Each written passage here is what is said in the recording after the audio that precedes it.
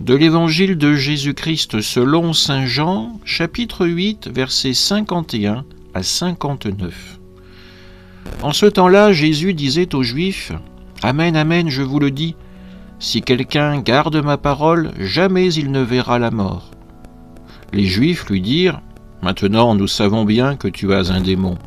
Abraham est mort, les prophètes aussi, et toi tu dis : si quelqu'un garde ma parole, il ne connaîtra jamais la mort. Es-tu donc plus grand que notre père Abraham ? Il est mort, et les prophètes aussi sont morts.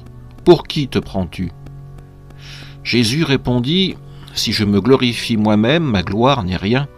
C'est mon Père qui me glorifie, lui dont vous dites : il est notre Dieu, alors que vous ne le connaissez pas.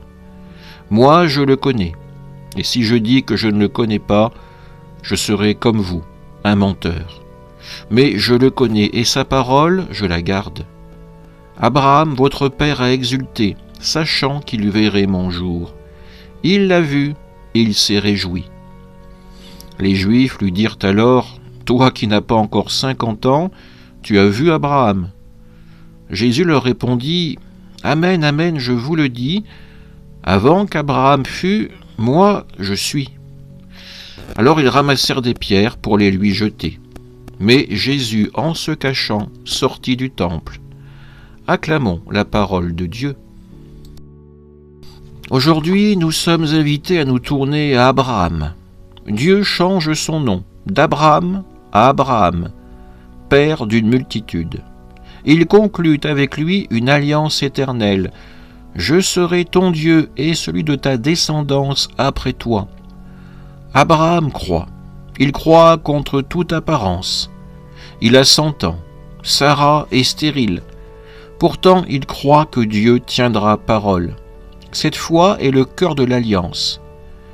Puis arrive Jésus dans l'Évangile. « Amen, amen, je vous le dis, si quelqu'un garde ma parole, il ne verra jamais la mort. » Les Juifs s'indignent. Abraham est mort, les prophètes aussi.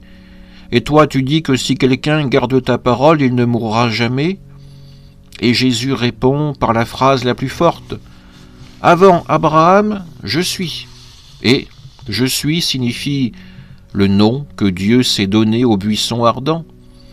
Jésus revendique ainsi la divinité. Il est avant Abraham, avant le temps. Dieu est éternel. Et pourtant, Jésus va mourir. Un paradoxe apparent. Celui qui est la vie va entrer dans la mort pour nous en délivrer.